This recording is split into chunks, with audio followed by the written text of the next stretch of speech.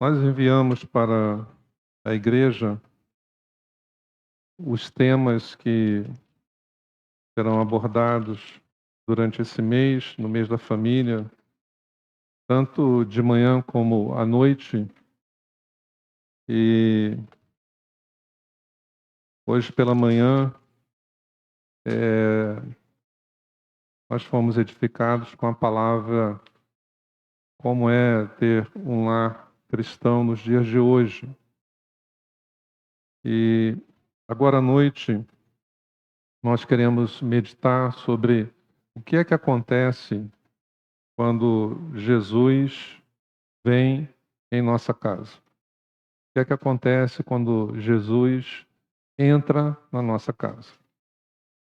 E o evangelista que tem a melhor resposta para nós a essa pergunta é aqui, São Marcos.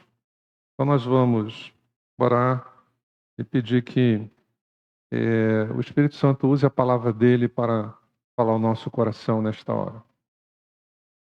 Senhor Deus e Pai, nós queremos abrir o nosso coração e os nossos ouvidos para ouvirmos a Tua voz.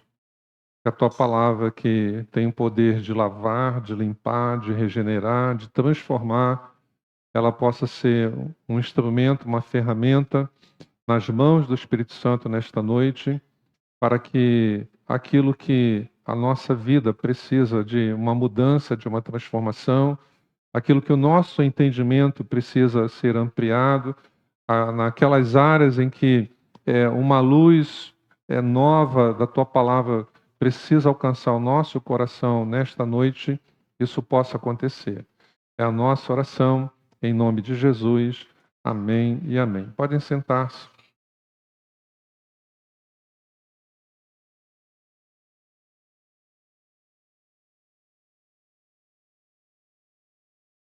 Jesus ele teve na sua vida, no seu ministério, alguns lugares que ele exerceu a maior parte do tempo do seu ministério. Que lugares foram esses? Um deles foi a sinagoga.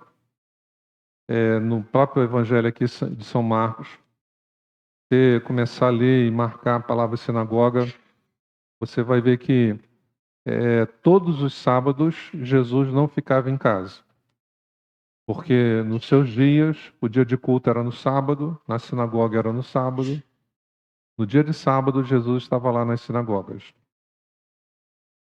No Novo Testamento, isso foi modificado. A igreja primitiva se reúne aos domingos, porque o domingo é o marco da nova aliança, onde a prova que Deus nos dá que o plano da salvação foi executado pelo seu Filho e foi aceito, é que seu Filho ressuscita no domingo.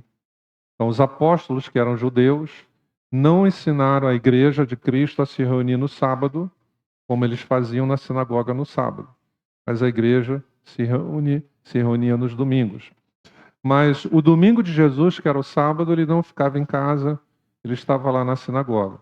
Um outro lugar também que Jesus usou com frequência para ministrar as pessoas sobre o reino de Deus foi a beira-mar. Então, ele não podia contar com grandes teatros, grandes estádios, grandes auditórios, e ele fazia da beira-mar o lugar para receber multidões. Certa ocasião, ele até pediu aos discípulos, ele falou, deixa um barquinho sempre preparado, porque eu sei que vai ser preciso, porque a multidão vai chegar, ela vai me comprimir, e então nós precisamos ter um barquinho reservado para que eu possa entrar e das águas ministrar para a multidão. Você encontra isso no livro de Marcos, não foi apenas uma vez, quando nós temos aí a narrativa, ele entra no barco, pede para se afastar, depois tem uma pesca maravilhosa. Aquilo ali já era uma estratégia de Jesus.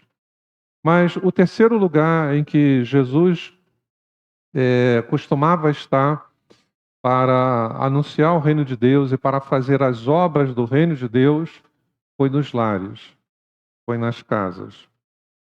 E na casa que Jesus entrou, coisas diferentes aconteceram. Na casa que Jesus entrou, milagres aconteceram.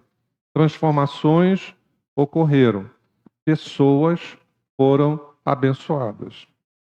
Então vamos olhar aqui no Evangelho segundo narrou São Marcos, as coisas que Jesus fez nos lares que ele esteve. Então, se você está com a Bíblia aberta em Marcos, capítulo 1, versículo 29, diz assim: E saindo eles da sinagoga, foram com Tiago e João diretamente para a casa de Simão e André. Então, essa é a primeira casa que é mencionada no Evangelho de São Marcos, que Jesus foi. E ele está saindo, é um sábado, então, está saindo da sinagoga, do culto ali sinagogal, onde ele louvou a Deus, como nós louvamos hoje à noite, onde a palavra foi ministrada, Deus foi adorado, onde houve ofertas, como nós tivemos hoje à noite. Tudo que nós temos no culto hoje, havia no culto na sinagoga. E Jesus participava daquele culto. E ao saírem de lá, a Bíblia então diz que ele foi para a casa de Simão, e esse Simão aqui é Pedro, é Simão Pedro. E ao entrar naquela casa, o que havia naquele lar, naquela ocasião? Uma pessoa enferma. O que Jesus fez naquele lar? Curou quem estava enfermo. E o que é que a pessoa curada passou a fazer depois de ser curada? A Bíblia diz, no versículo 31, que a sogra de Pedro, ao ser curada, ela passou a servi-los. Uma coisa boa é quando Deus vê que, quando Ele cura você, você, em gratidão, toma a decisão de servi-lo, de ajudar a Jesus e os seus discípulos a cumprirem o seu mandato no seu reino. A sogra de Pedro é esse exemplo para nós. Só que no versículo 32, 33 e 34, a cura que Jesus fez naquela casa, ela teve uma repercussão, porque o versículo 33, 32, 33 e 34 é uma continuação. Eles saem da sinagoga, Jesus chega nessa casa, entra naquele lar, tem uma pessoa doente, Jesus cura. E ao cair da tarde, diz o versículo 32, outras pessoas foram trazidas. Olha, Jesus foi na casa de Pedro, a sogra dele estava doente e agora ela está curada. Vamos lá naquela casa? Vieram trazendo as pessoas, e o 33 diz que a cidade chegou e não cabia mais pessoas dentro daquela casa. Então começaram a se aglomerar à porta daquela casa. O que é que acontece? Jesus então começa a curar a outras pessoas que chegaram e não conseguiram entrar. Diz o 34, ele curou muitos doentes de toda sorte de enfermidades e que também expeliu muitos demônios de outras pessoas. Então, na primeira casa que é mencionado que Jesus entrou, o que é que Jesus fez naquela casa? Duas coisas: curou e libertou. Agora, capítulo 2, versículo de 1 a 12, depois dessa primeira ida na casa de Pedro e curar a sogra de Pedro, dentro de casa, chegou mais gente e ele curou, encheu ali a casa, ficou gente do lado de fora na porta, ele curou a todos, libertou a muitos. Passaram-se algumas coisas, você tem aí, Jesus se retira para orar, depois ele cura um leproso. Aí no capítulo 2, tá, diz assim, ó, dias depois, entrou Jesus de novo em Cafarnaum, e logo ocorreu que ele estava em casa. Naturalmente, a mesma casa, porque a casa de Pedro em Cafarnaum passou a ser considerada, entre aspas, pelo o narrador, como a casa de Jesus. Então não precisava ficar repetindo, olha, ele voltou na casa de Simão, mas ele voltou na casa que ele morava em Cafarnaum. E aqui no capítulo 2, Jesus, ele uma multidão novamente vai se aproximar da mesma casa. Podemos imaginar na cidade falando: olha, ele voltou, ele está lá na casa de Pedro de novo. E a multidão começa a chegar, versículo 4, ao ponto de 4 homens que estavam com um amigo, carregando ele numa maca, ele estava paralítico, eles não conseguem nem se aproximar da porta. E então eles têm a ideia de abrir o telhado e descem o paralítico, e acredito então que não seja algo muito extravagante imaginarmos que isso está ocorrendo na casa de Pedro. E quando eles descem o paralítico, Jesus faz 2 coisas ali. Uma que ele já tinha feito. Novamente, ele está ali naquele lar e ele cura o paralítico. Mas uma outra coisa ele faz, ele revela a sua divindade. Porque antes de curar, ele declara que os pecados daquele homem estavam perdoados.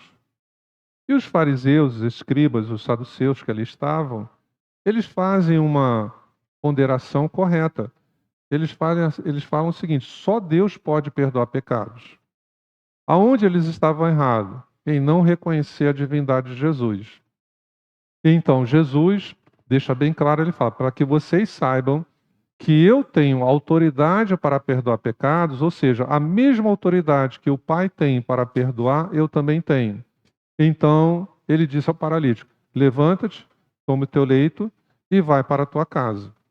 Então, Jesus aqui está novamente no mesmo lar, mas ele, além de curar, além de libertar, ele perdoa pecados.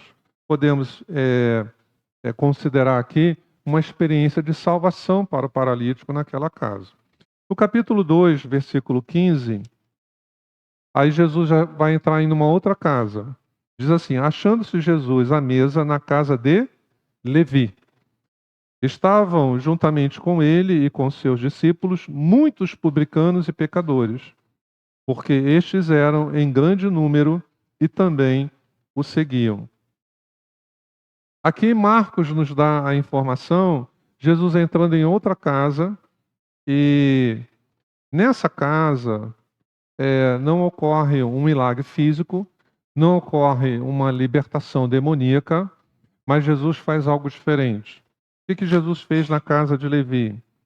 Jesus ele aproveitou aquela oportunidade para mostrar para eles e para nós que as pessoas que às vezes nós rejeitamos, ele não rejeita. Então, Marcos faz questão de dizer que na casa de Levi foram muitos publicanos e pecadores. 2 classes de pessoas que os judeus rejeitavam. Os publicanos, porque eram judeus que tinham passado a trabalhar para o governo romano. Então, eles os consideravam como traidores. E os pecadores, que aqui são mencionados, são os gentios. Então, os judeus tratavam com desdém, com indiferença, com desprezo a todos os gentios. Você consegue lembrar que os gentios não podiam entrar no templo no mesmo lugar que os judeus entravam? Então, tinha um lugar lá separado para eles chamado Pátio dos Gentios. E para o judeu, os gentios eram pecadores perdidos.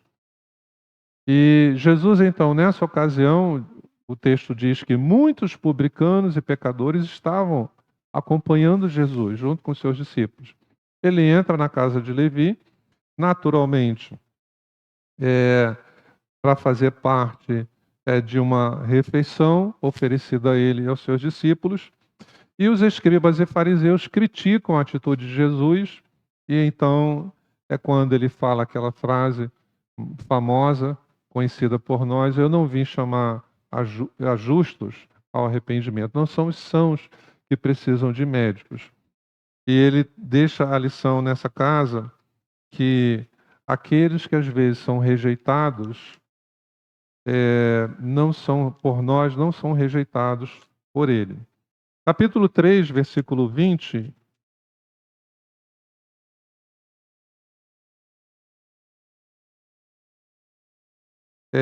diz que então ele foi para casa, não obstante a multidão afluiu de novo, de tal modo que nem podiam comer.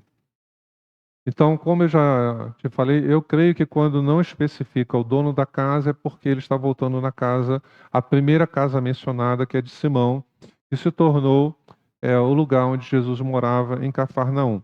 Dali ele saía para suas viagens missionárias mais curtas ou mais longas. Então ele está de novo em casa e nessa ocasião a multidão também se aproxima daquela casa. E o que é que acontece?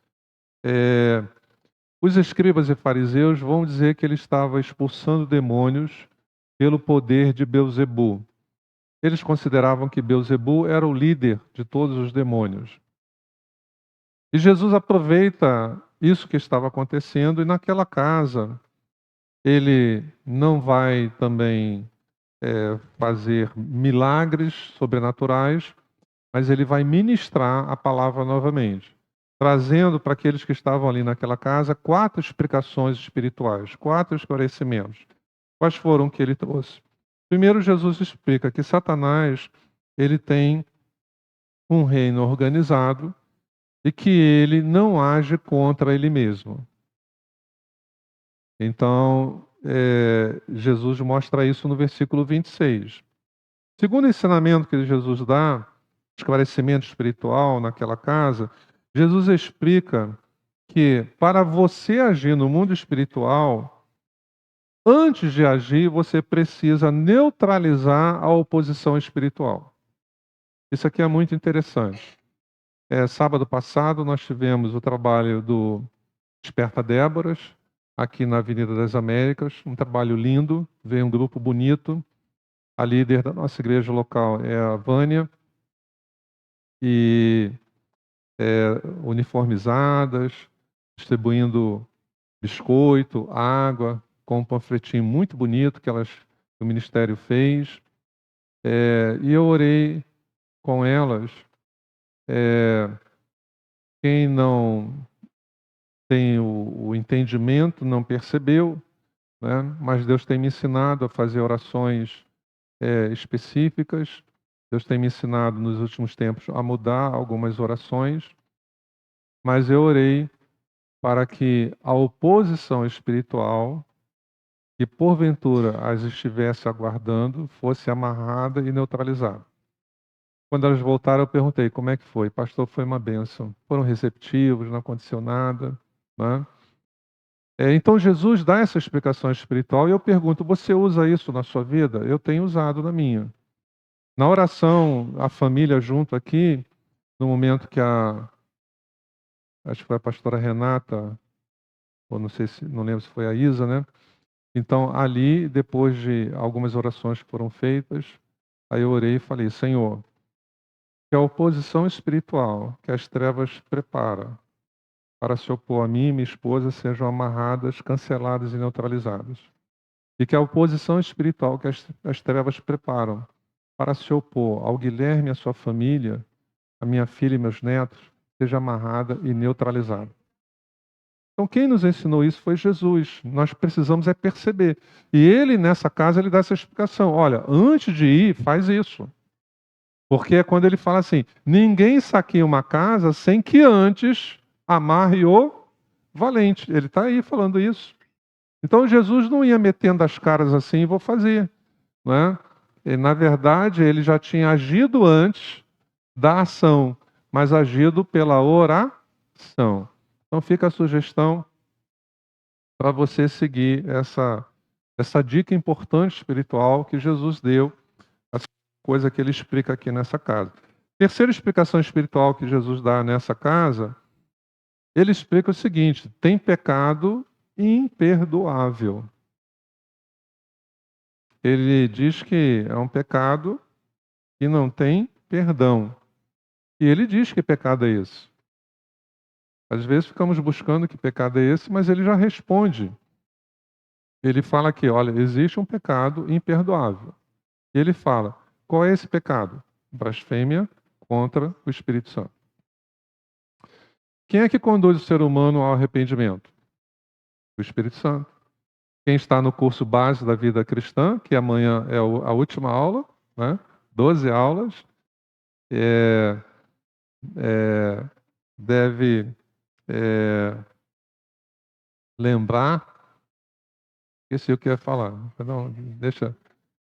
Você vai lembrar se eu lembrar. Falar o que que era. Tá bom? Ah, obrigado. Isso. Então, eu falei sobre a graça preveniente, né? Então, eu acho que Deus me ajudou a deixar isso muito bem explicado, né?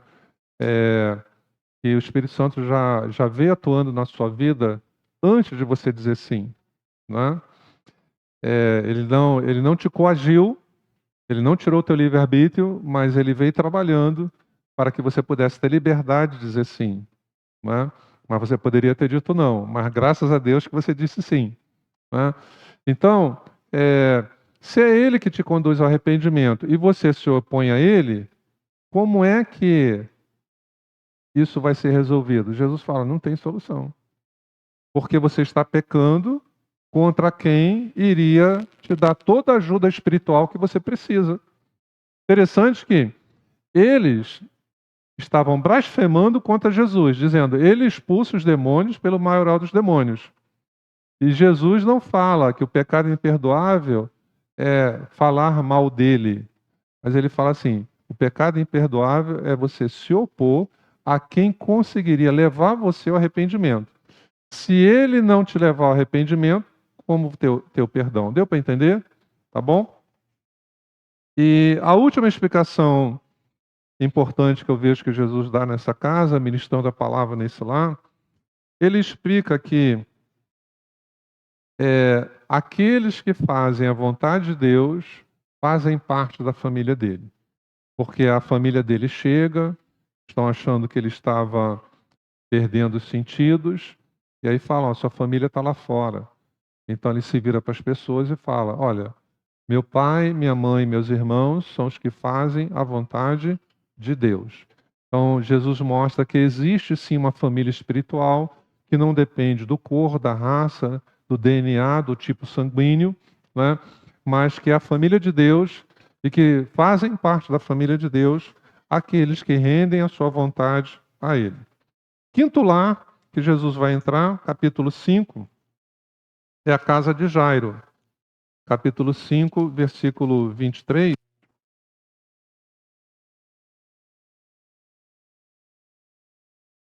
É quando Jairo se aproxima de Jesus, Jesus está na rua, está caminhando, e ele fala: minha filhinha está à morte, vem e impõe as mãos sobre ela para que ela seja salva e viverá. Então, o que que Jairo estava fazendo com Jesus? Convidando Jesus para ir na casa dele. Versículo 35, eles ainda estão a caminho, mas a filha de Jairo morreu, quem estava lá vem ao encontro dele, e então, quando eles se encontram, vem a notícia. Falava ele ainda, quando chegaram alguns da casa do chefe da sinagoga, a quem disseram: tua filha já morreu, porque ainda incomodas o mestre. E no versículo 38, então Jesus está dentro da casa de Jairo.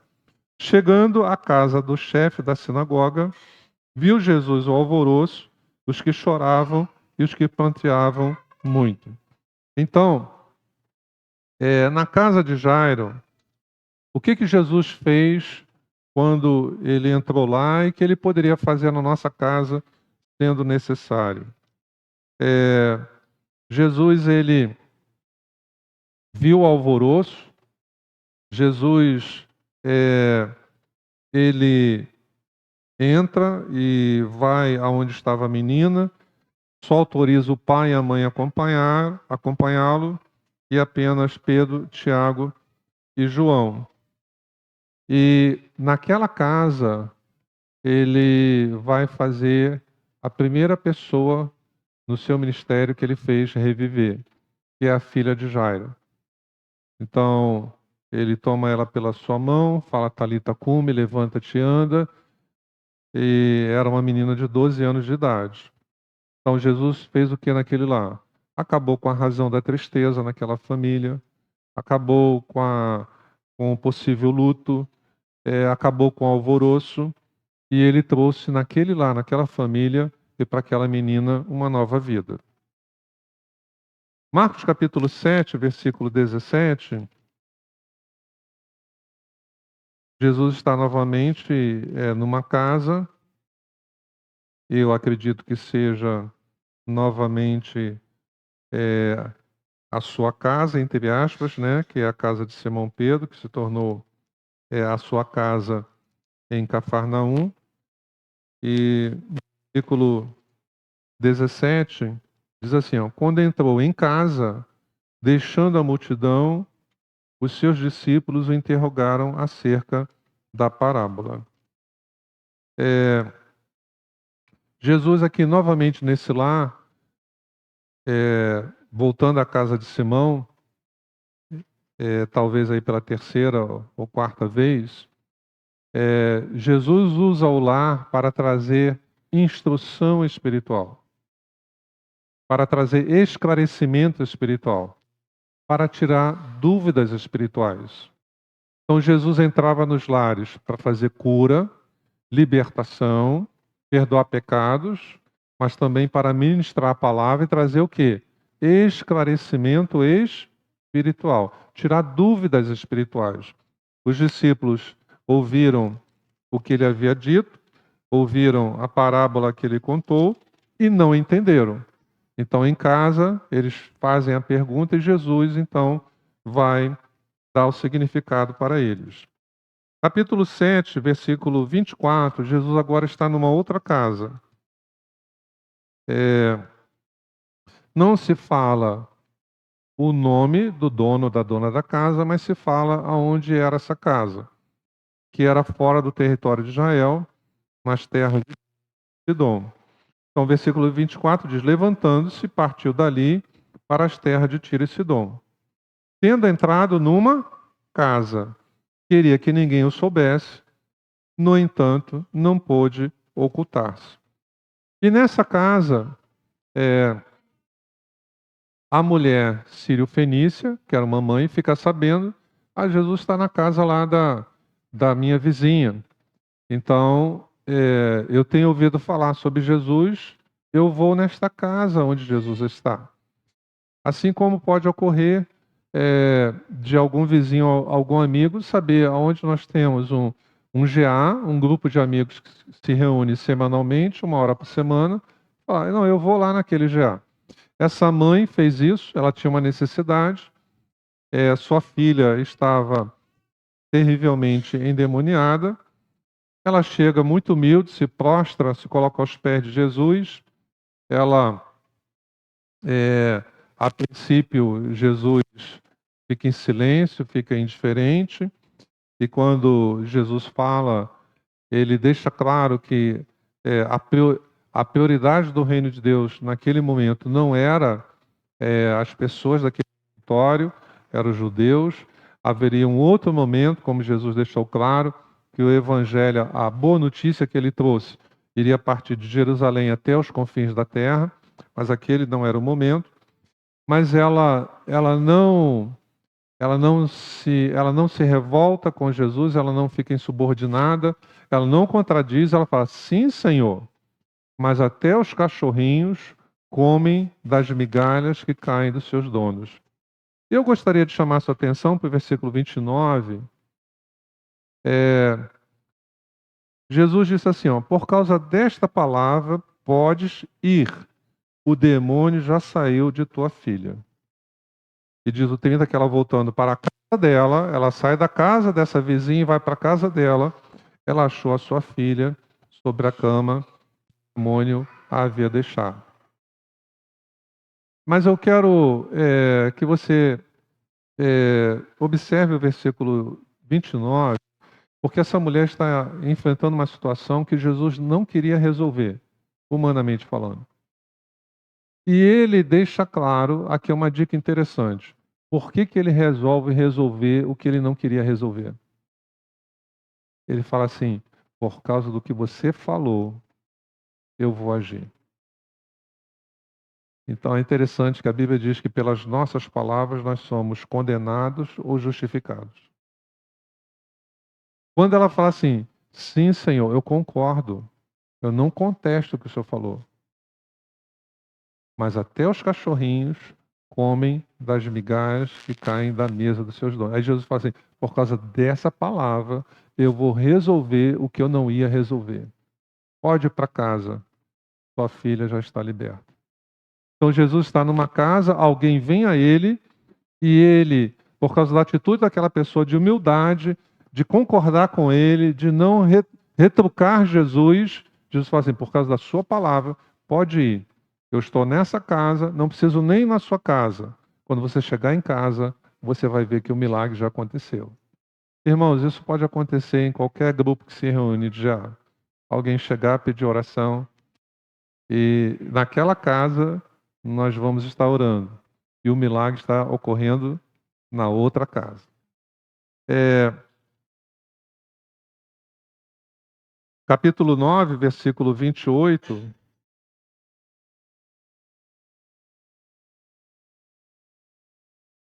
Eu acredito que seja a casa de Pedro novamente, porque Marcos fez a questão de falar que é uma casa em Cafarnaum.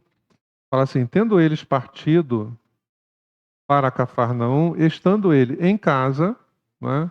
Então parece assim, em casa, como se fosse a casa de Pedro é a casa dele agora, porque ele mora ali em Cafarnaum. Interrogou os discípulos de quem é que discorria. Jesus interrogou os discípulos: de que é que discorrias pelo caminho? Então Jesus está morando na casa de Pedro, em Cafarnaum. Então ele sai e vai em outras cidades, faz milagres, liberta pessoas, cura no meio do caminho, vai para o outro lado do outro lado do lago, volta para a casa de Pedro, multidão vem de novo na casa de Pedro. Estão percebendo como é que acontecia? Então, ora ele está na casa de outras pessoas, na maioria das vezes ele está na casa de Pedro. Todo mundo sabia que ele morava ali, quando sabia que ele estava ali, na casa de Pedro, eles iam lá. E alguma coisa acontecia. Numa dessas idas e vindas, os discípulos estão segredando, conversando uns com os outros baixinho para Jesus não ouvir. Mas Jesus, sendo onisciente, sabia da questão, então ele espera. Quando chegou em casa, na casa de Pedro, aí está ele e os discípulos. Aí Jesus, como quem não sabia de nada, fala assim: o que vocês vinham cochichando no meio do caminho? Não é? Vocês estavam cochichando sobre o quê? E Jesus, então, eles não querem responder. Eles ficam em silêncio, mas no versículo 35, o segredinho é revelado. Eles estavam cochichando no caminho. Eles estavam conversando sobre quem deles seria o primeiro no reino de Jesus. E então, Jesus fala que quem quiser ser o primeiro, seja o último e servo de todos. E ele traz uma criança e usa a criança ali como um exemplo para aquilo que ele havia falado. Então, nesta casa, aqui neste momento, ele está de novo na casa de Pedro. O que Jesus faz nessa casa? Revela os segredos do nosso coração. Aquilo que nós pensamos que ele não sabe, nesta casa agora aqui, que eu creio que ele está de novo na casa de Pedro, ele demonstra isso. Olha, vocês, porque estavam falando longe de mim, estavam falando baixo, vocês pensaram que eu não sabia, mas eu sei. Então, Jesus, ele mostra nessa casa que não há segredos nossos que sejam segredos para ele. Ele sabe de todas as coisas. Agora, capítulo 10, versículo 10. Aí eu pulei o capítulo 9, versículo 28. Tá? Novamente diz assim, ó: quando entrou em casa, os seus discípulos lhe perguntaram em particular: por que nós não podemos expulsá-lo? Então, na casa, os discípulos tiravam dúvidas, mas na casa também Jesus tinha iniciativa. Aqui, os discípulos perguntam a eles: mas por que nós não podemos fazer isso? E Jesus respondeu: porque existem castas que antes de você dar a ordem de comando e ela te obedecer, você tem que estar com a sua vida de oração em dia. Então, depois, no capítulo 9, o 33, que eu já comentei, agora o capítulo 10,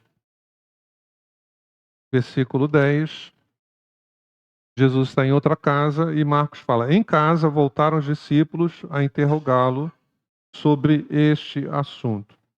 E aqui a dúvida espiritual que os discípulos querem tirar é sobre a duração do casamento, né?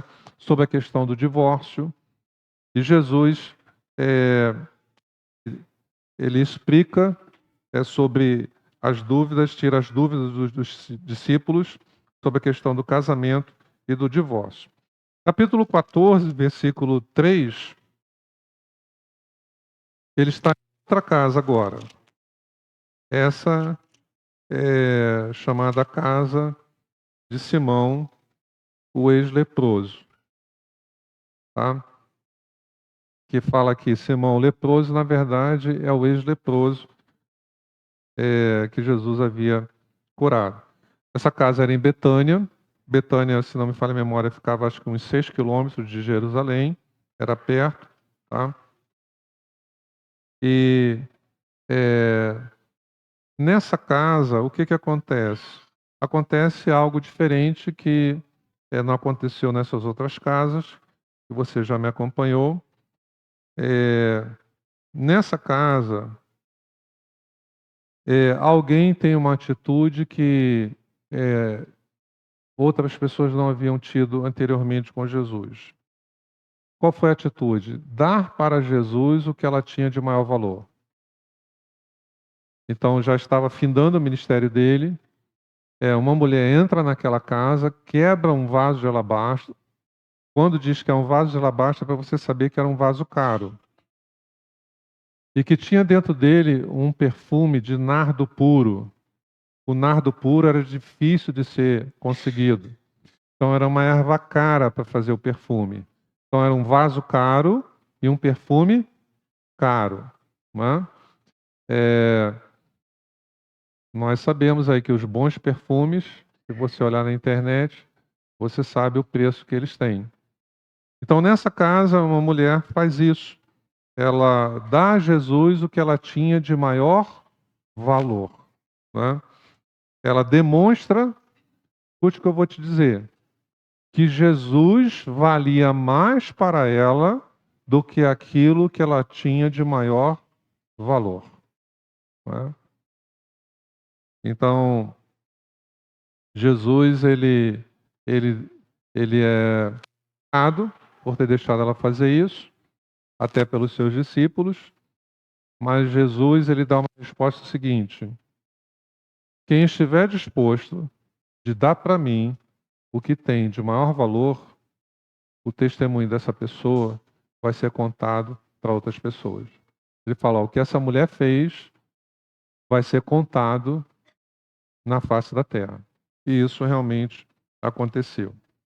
E Marcos capítulo 14, versículo 14 e 15. Marcos tem 16 capítulos, então já está aí pertinho do final do ministério de Jesus. É a última casa que Jesus vai estar. Diz assim, ele fala para os discípulos: seguiu e dizei ao dono da casa, onde ele entrar, que o mestre pergunta: onde é o meu aposento, no qual hei de comer a Páscoa com os meus discípulos? Essa é a última casa que Jesus vai entrar. E nesta última casa aconteceu muitas coisas importantes. Foi nesta casa, nessa última casa, que Jesus ele fez a transição do Antigo Testamento para o Novo. E ele, no momento da ceia pascual, ele institui a Santa Ceia, que vamos participar daqui a pouco. E só tem dois sacramentos no Novo Testamento, e que são dois mandamentos de Jesus. Um deles é relembrarmos a morte dele na Santa Ceia. Ele falou: fazer isso em memória de mim. O segundo é o batismo nas águas.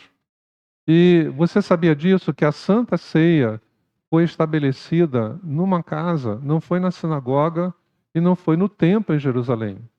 Foi numa casa. Nesta última casa que Jesus entrou, ele vai falar para nós praticamente tudo que nós sabemos sobre o Espírito Santo. Lembra ali de João 15, 16 e 17? 3 capítulos que Jesus fala sobre o Espírito Santo, que ele ia enviar o Espírito Santo, que o Espírito Santo era da mesma natureza que a dele, que o Espírito Santo teria a capacidade de fazer você lembrar as coisas do reino, que o Espírito Santo, ele capacita os discípulos quando estão em situações difíceis, quando abrirem a sua boca, o Espírito Santo vai falar através de nós. Tudo que Jesus fala sobre o Espírito Santo, chama ele de Consolador, de Paráclito, é nessa casa. Então, aquele grande discurso de Jesus sobre o Espírito Santo, que está no Evangelho de São João, é nessa casa que Jesus proferiu. É nessa casa que Jesus estabeleceu a cerimônia dos lava-pés como símbolo de humildade, de serviço. Eles fazem a ceia pascual, era uma ceia um pouco demorada, havia todo um passo a passo, né? Haviam 4 cálices de vinho. Em cada momento, o líder da casa pegava um cálice, fazia uma declaração. Então não era uma ceia rápida, vamos sentar aqui, vamos comer. Não era assim. E durante aqueles passo a passo, eu não lembro agora, numa daquelas taças de vinho, quando ele pega e ele estabelece a Santa Ceia. Então, nessa última casa, Jesus ele falou sobre o Espírito Santo e ele estabeleceu a Santa Ceia. Então, o que nós podemos ver hoje à noite? Que quando Jesus entra numa casa, ele faz toda a diferença.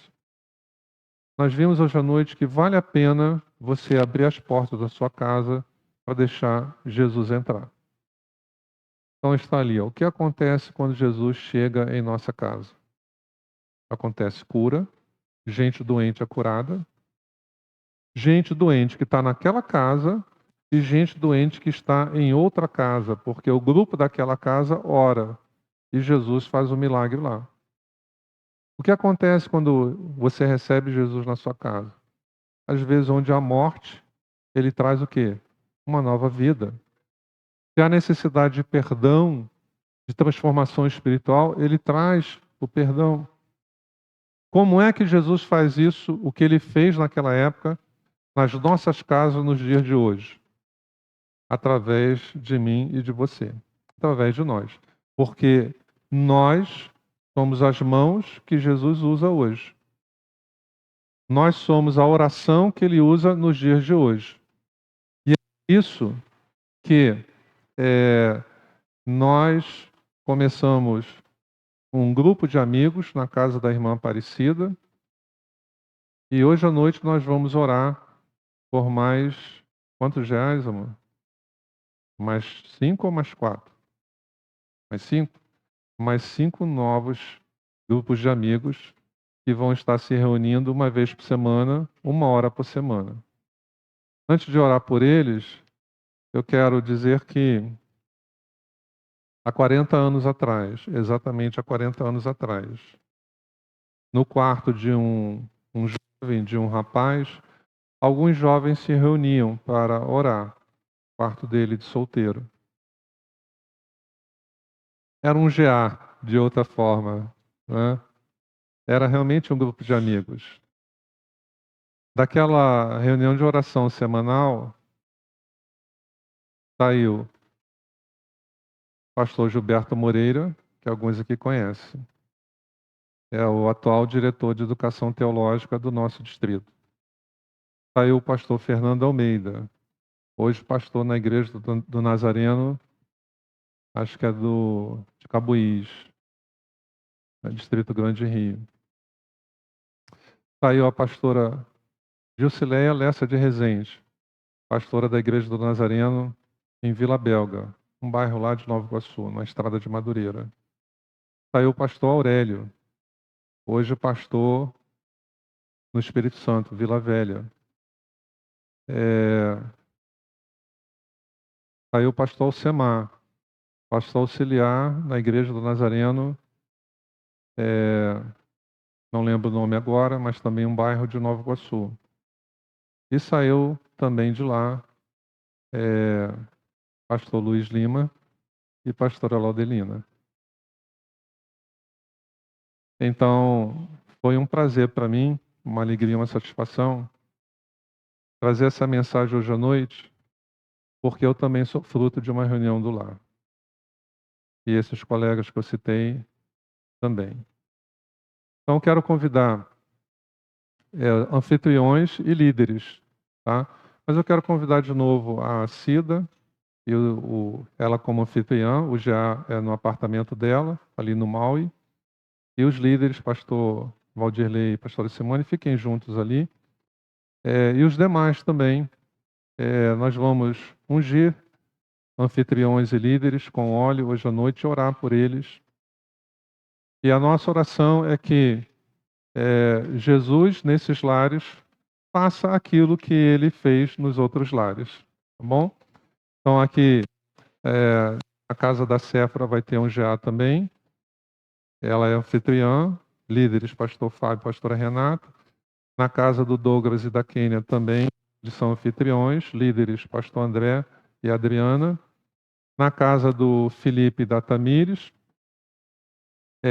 são co-líderes, pastor Abimael e a Ângela, tá bom? Os líderes não puderam estar hoje à noite. Estou esquecendo alguém, amor? Não falei não. Ok, mas eles não puderam chegar, a Kombi não está funcionando, né? Mas está aqui o pastor Washington como líder, né? Os anfitriões não puderam chegar. E também pastor Wanderley e Rosana como líderes no GA, que vai ser na casa da pastora Sheila e do Andrews, né? Então, amor, vem aqui me ajudar, porque é muita gente, a ungí-los com óleo. Eu peço que vocês virem de frente aqui para mim. A igreja fique em pé para participar desse momento tão singular, tão importante. Aqui, amor, você começa aí dessa ponta ungindo. É só ungir em nome do Pai, do Filho e do Espírito Santo. Depois eu vou orar. E vamos chegando para o meio, tá bom? Pastor Fábio, eu te unjo em nome do Pai, do Filho e do Espírito Santo. Séfora, eu te unjo em nome do Pai, do Filho e do Espírito Santo. Pastora Renata, eu te unjo em nome do Pai, do Filho e do Espírito Santo. Kênia, eu te unjo em nome do Pai, do Filho e do Espírito Santo. Douglas, eu te unjo em nome do Pai, do Filho e do Espírito Santo. Adriano, eu te unjo em nome do Pai, do Filho e do Espírito Santo. Pastor André, eu te unjo em nome do Pai, do Filho e do Espírito Santo. Nós vamos orar. Amém? Igreja, estende as suas mãos. Senhor Deus, nosso Pai, a tua palavra foi lida e foi exposta, foi explicada. E nós podemos, nesta hora, orarmos com entendimento, sabendo que Jesus não muda e não muda os seus métodos. Um dos métodos que ele mais usou para alcançar pessoas foi nos lares. E o Senhor tem levado a nossa igreja a essa nova etapa, esse novo momento. Estamos nos voltando para os lares, estabelecendo GAs, grupos de amigos que se reúnem para fazer o que Jesus fazia. Meditar na palavra, orar uns pelos outros e terem comunhão. Senhor, eu peço que essa unção com óleo seja transformada na unção do Espírito Santo, na vida dos líderes e na vida dos anfitriões, para que através deles as mesmas coisas que Jesus fez no passado nas casas aconteçam nesses lares. Que haja salvação, que haja perdão, que haja cura, que haja libertação e que haja explicação da palavra, para que o esclarecimento espiritual alcance as pessoas. Assim eu os consagro, eu os dedico, ó Deus, que o Espírito Santo os acompanhe e que essa obra seja frutífera, e eu oro em nome de Jesus. Amém e amém. Preparem-se, Jesus estará atuando. Amém. Graças a Deus.